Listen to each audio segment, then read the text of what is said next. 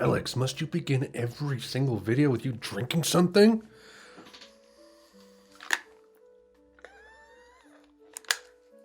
Not necessarily. Hello, everyone. Welcome to another reaction video. This is one you guys chose on patreon.com/AlexHaitz. That's where you chose it. The third of 5 free polls. Before I move the polls behind the paywall, you have to be a Patreon to be able to vote in them. So 2 more polls, and then you have to pay at least $1 a month in order to be able to choose what I listen to. So I did. Here's what's going to happen. This was picked by everyone in the poll. Let me go ahead and read off the results real quick. This shot ahead right away, and it stayed ahead. This is at 50%. It's 34 votes on all of these together. Rumors got 15, Holy Bible got 9, and Trout Mask Replica got 26. Trout Mask tried to jump ahead at the end, but it just couldn't quite make it. And I'm actually incredibly surprised that Remain in Light was just boom, that's it. That's what everyone wants. Maybe it's a Smiths thing. Maybe a lot of my subscribers are from the Smiths videos. I don't know, because it seems like that's a closer connection than to Trout Mask Replica. I thought that would win because it's the most insane, but no, you guys wanted Remain in Light. So that's what we're going to do today. So I'm going to record this, and then immediately after, since it'll be a shorter video, I'm going to record the second part of Substance from Joy Division, because everyone wanted the other half of the, because I did just the LP content, but they want everyone, all of you guys want the CD content total. So I'm going to record that other half. I didn't get around to recording any of the New Order Substance, which will be a 2-parter as well. I will do that though. I'll probably, this is tricky. I may record the New Order Substance before I put up a new poll video. It's hard to say. I will try to get that kind of recorded and taken care of ahead of time, and just throw it up at some point. I did release a Everyday Life by Coldplay reaction. I recorded it the day it leaked, on the 12th, and it came out today, the November 22nd, when I'm recording this. So if everyone wants to go watch that, they can. If you don't want to, that's also okay. And in case you missed it, I posted a little video showing where I have uploaded the Queen is Dead live stream reaction. I listened to the album again with my nephew who had not heard it, and we just smoked pipes and had a nice time. It was an hour, 15-minute long stream, but it got taken down because we listened to all songs together, and it just got blocked worldwide, of course. So I got the video, and I put screen captured the chat on the side, and it's available to watch on my Mega NZ account. So you can go look at that video if you want to be able to watch another person, my nephew, listen to The Queen is Dead in full for the first time. That is it. Sorry for the preamble. Just had to update you guys on some things. But today, we're gonna dive just headfirst into some David Byrne. This is Remain in Light by Talking Heads. This is an album I tried to listen to maybe 3 or 4 years ago, and my head space was just not, my head was not in the right space. I think I listened to maybe all of the first song, begrudgingly, and it's I know everyone loves this album, but I don't get it, and I'm not enjoying it. But needless to say, 3 or 4 years ago, I was more of a pleb, more of a normie, more of a pedestrian than I am now. Now I am very artistically sound in the head, and I know how to music and listen it. So we're going to give it another try today. I'm obviously more patient with music now. I feel if I had trouble with Laughing Stock by Talk Talk for a while. And when I did the reaction to it, it went down really well, and I love it now. I feel the same might happen with this. It's if I had trouble with Talk Talk and then I could do it, and I had trouble with Remain in Light, maybe now I can do it. So we're going to try it again. 40 minutes, new wave, post-punk, world beat, funk, dance rock, art pop. Ooh boy. Only 8 tracks, so they're pretty long. 3 and then 5. I've heard Once in a Lifetime. I have heard that song. Like I said, I'm pretty sure I've heard all of the first one, but I don't remember like what anything sounds like. Um, but yeah, just like 10 out of 10s everywhere. No one has a bad thing to say about this album, it looks like. So I am very curious. If it's world beat, I wonder like how, not how close, but like, is it gonna remind me of Graceland a little bit? Because Graceland kind of had that very eclectic sound palette. So I want to see what this one sounds like. All those genres put together don't mean a whole lot to me until I hear it. So without further ado, guys, let's begin with Born Under Punches. The Heat Goes On. Opening track. Let's go.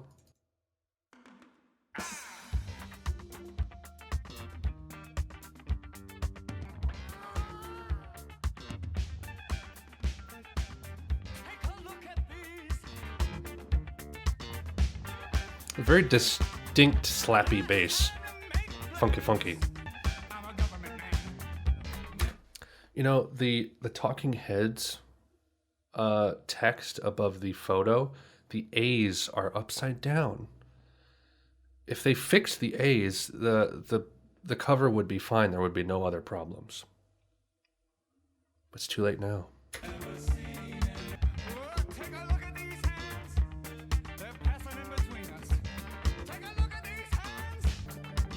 The groove is very easy to get locked into.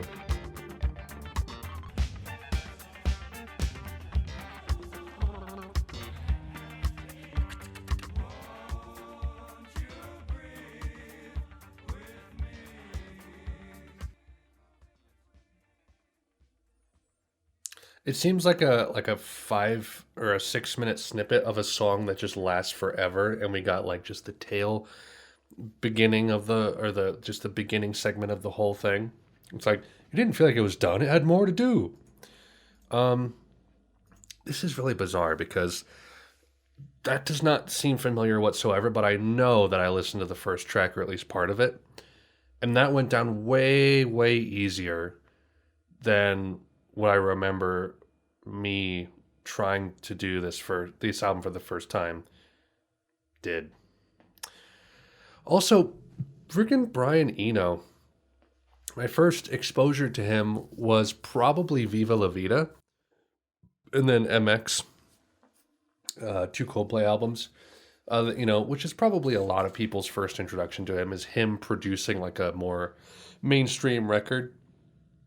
But I really like his ambient albums. Like Ambient 4 was like what, like I listened to that thing on repeat while editing my book this last 6 months or so.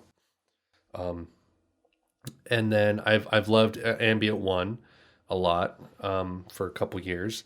And seeing him like produce this as well, it's like this guy's showing up all over the place. And I'd really love to be able to just like get more into him.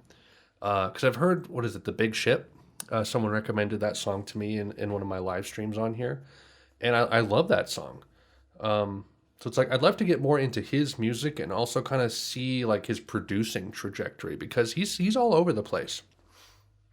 Also, probably not the proper time to say it, because it's right in the middle of a freaking reaction that everyone will see. But I will say it at the beginning or end of another future video. I want to do David Bowie. I'll probably start with something like Low, maybe. But I want to do like a good handful of his albums. I don't want to go chronologically per se, because I think that'll be really hard for me, because I'm not a real big David Bowie guy. But like, I love Heroes. I love Modern Love is okay. Like that era I'm more suited to than stuff like Ziggy Stardust or even his like glam stuff before that. But I want to give like Low a try. That's the name of the album, right? Low? Because that's one of his like more renowned ones, and it has like 10 out of 10s everywhere. If it's anything like Heroes, I'm fully on board and I want to give it a chance. And I want to be able to understand him more, because he's one of those artists where I'm just like, everyone loves him, but I can't quite get into it, even though I like see the appeal and want to have the appeal, or be able to dial into that appeal. I just can't do it right now. So sometime in the future, we're gonna do a David Bowie binge of some sort. He's one of the artists that I want to kind of, have like a wide sweep with, because we did that with Velvet Underground, we did that with Smiths, did that with New Order, which was fantastic. Made New Order one of my favorite bands, so I want to give David Bowie a shot. Because if it was just me listening casually, I don't know if it would happen. But sidebar done. Cross-eyed and Pantyless. That's not correct. Cross-eyed and Painless. Track 2. Let's begin.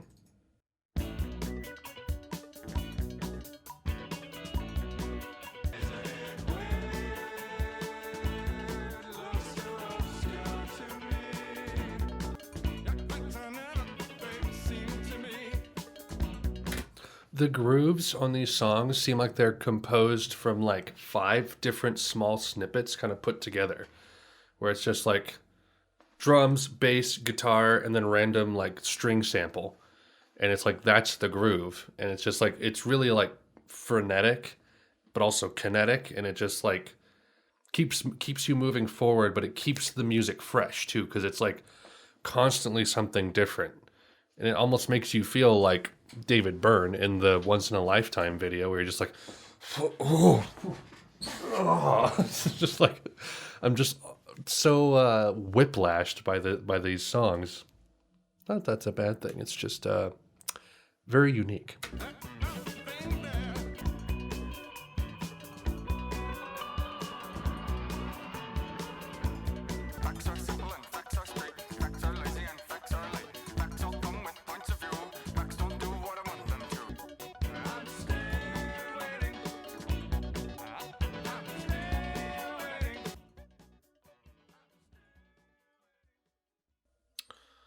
Great song. So I'm actually working on something in Photoshop right now as I was listening to that song. I am Photoshopping out the new Elon Musk electric pickup truck thing that looks like a tank. And I'm going to Photoshop it into the Neil Young Trans album cover. So allow me, please, to just finish this lasso tool job that I'm doing. Okay, done. Thank you.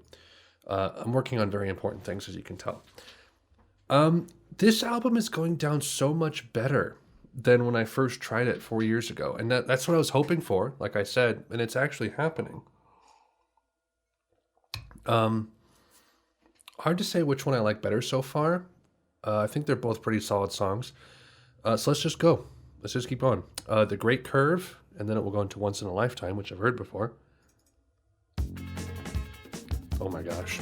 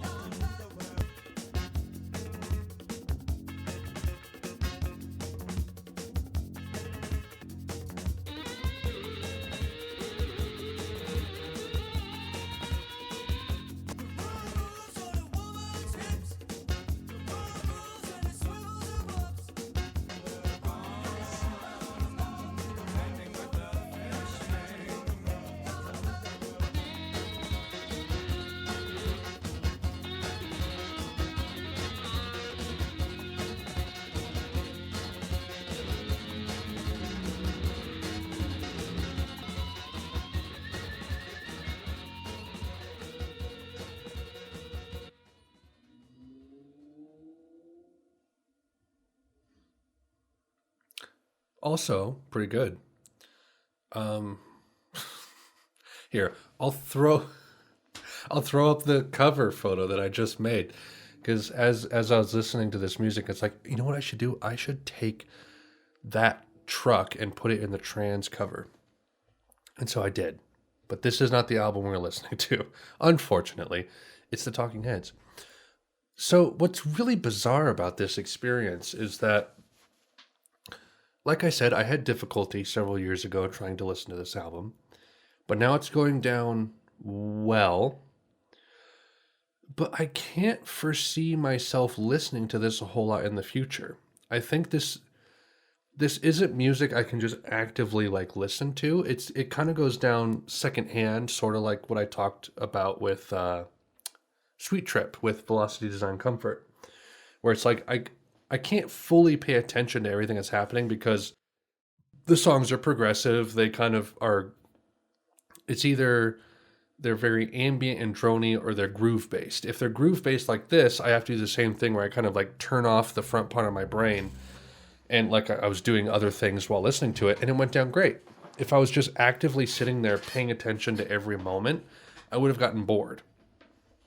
Maybe it's just me, in which case, fine. But you guys know me. It's like if music is like dream poppy or shoegazy, I have a better time like listening to what's happening. But if it's something a little bit different, I have to kind of come at it from a different angle. Otherwise, it doesn't quite go down very well, or not as well as other things. I don't know. Maybe this whole first reaction series is just me trying to figure myself out. I don't know. Because you all loved this music before I listened to it. I'm just one man doing what he can. Once in a lifetime, great track. Let's listen to it. Boom, boom, boom, boom.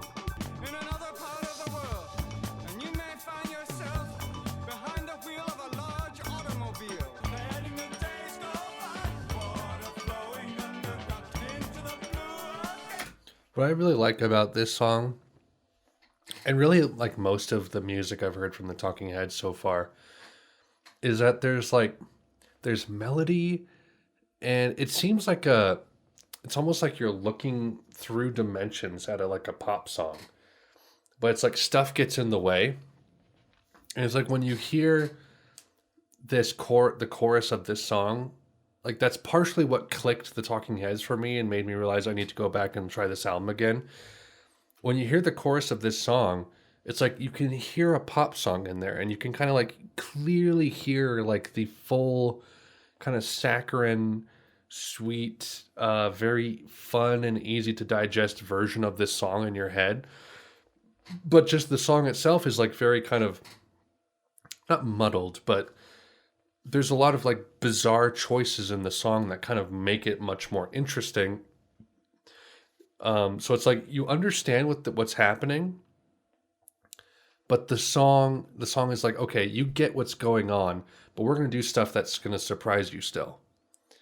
And that's what makes it really compelling is like you just kind of have this skeleton of a pop appeal, and inside the skeleton or outside the skeleton is all this bizarre stuff that keeps surprising you. Which I really appreciate about this song in particular. After the money's gone, same as it ever was, same as it ever was, same as it ever was. Carry the water.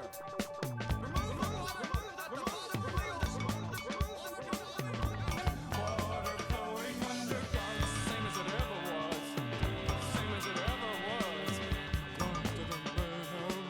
Same as it ever was. Yeah, that twister comes.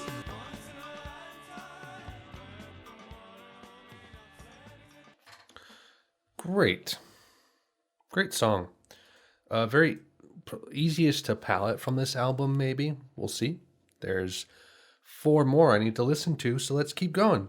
Houses in Motion. For a long time I felt without style or grace. You can hear the post-punk and the bass on this one.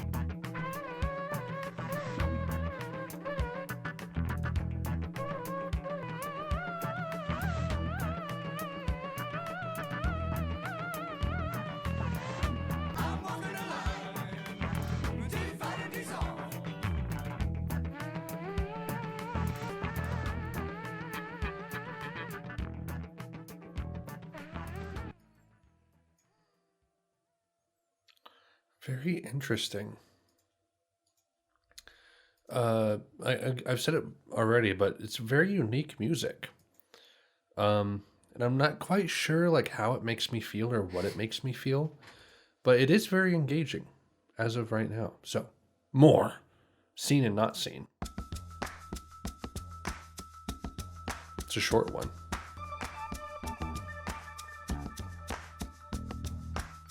He would see faces, cause his face to approach those of his ideal. The change would be very subtle, a larger forehead.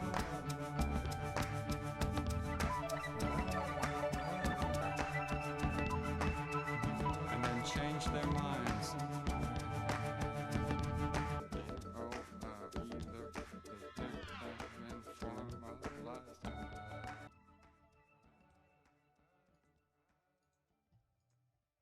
Weird. Fascinating and weird. All right, 2 tracks left to go, guys, right? Listening Wind is next. Another kind of short one. Let's go.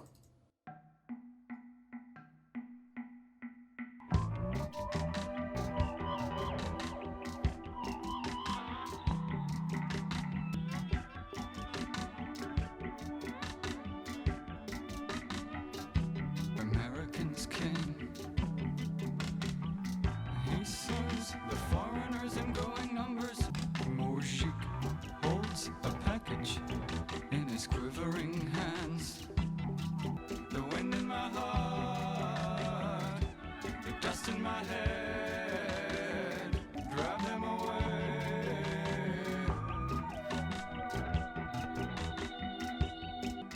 This one's somewhat straightforward.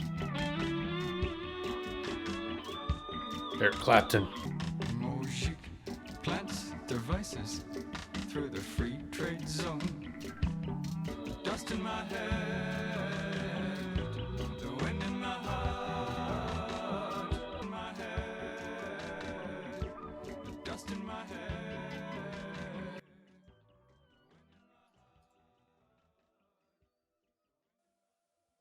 Interesting. That one was pretty straightforward.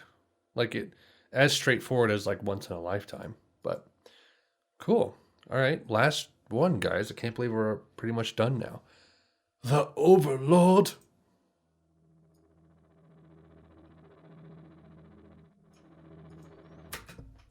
This version I have is 7 minutes and 26 seconds long. The one on Wikipedia says it's 6 minutes long.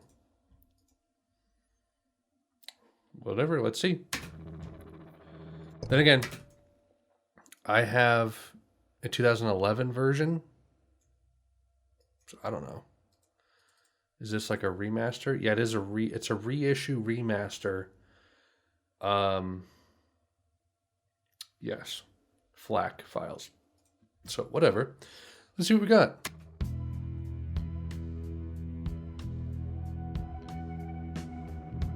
Too weak to even recognize in someone's eyes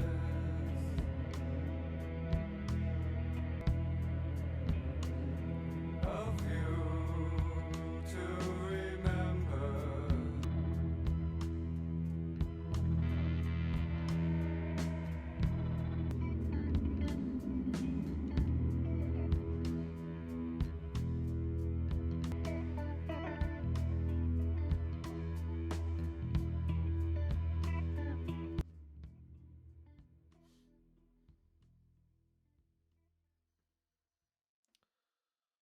Whew. My. What an album.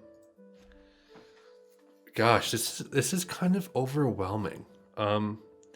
Because it did have a very cohesive voice to it. Cohesive production, cohesive songwriting. The songs like simultaneously felt similar, but very different one from another. But this is definitely going to have to take multiple listens because, yeah. So like Born Under Punches, Crosseyed and Painless. I can't even differentiate them at this point at the end of the album. The Great Curve was really interesting, very long-winded and groovy, but it was engaging. Once in a Lifetime was nice. Houses in Motion was really interesting.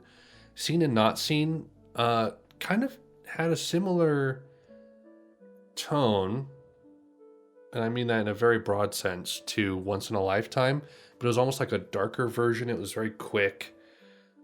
Listening Wind was a surprise. I wasn't expecting that kind of a song. And the Overload was like another like kind of long-winded one that was just a very extended outro to the album. Wow. Yeah, I can't really say much in terms of criticism.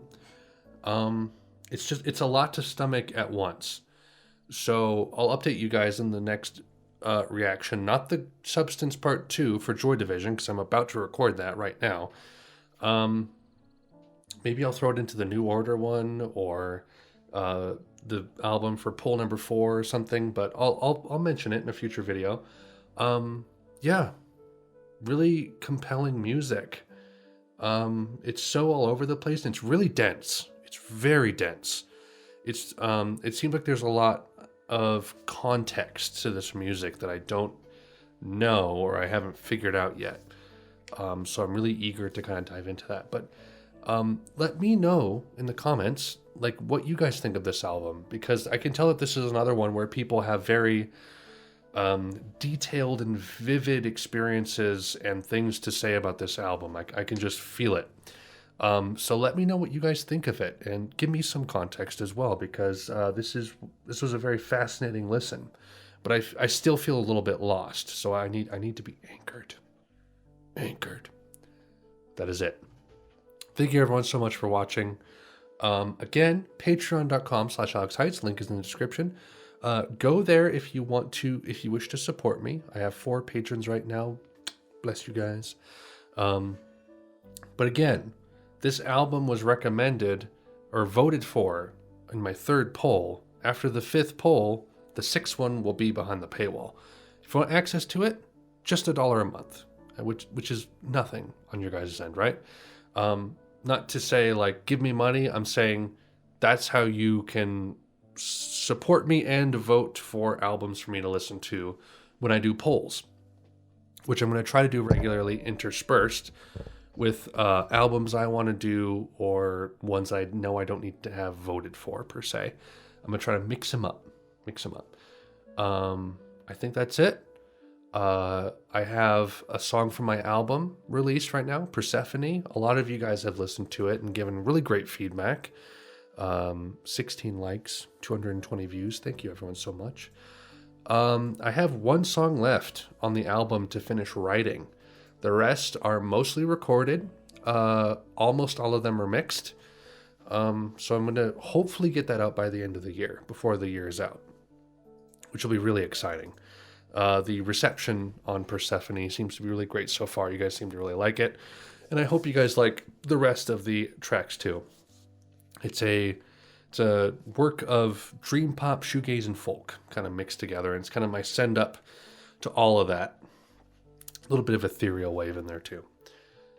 Anyway, that's all for plugs. That's all for the album that I just listened to. That's all for you guys for today. Stay tuned for Substance Part 2. That'll drop soon. Should be a very short, simple video. And be nice to people, but also don't be nice when it's necessary. Okay? One of my big stipulations, I say this all the time. If a motivational quote can be said to Hitler and it encourages him to kill Jews, it's not a good motivational quote. And what I mean by that is if a quote just says like, shoot for the moon, and at the very least you'll land in the stars. And it's like, if you say that to a pole vaulter, they might die at the bottom of a canyon.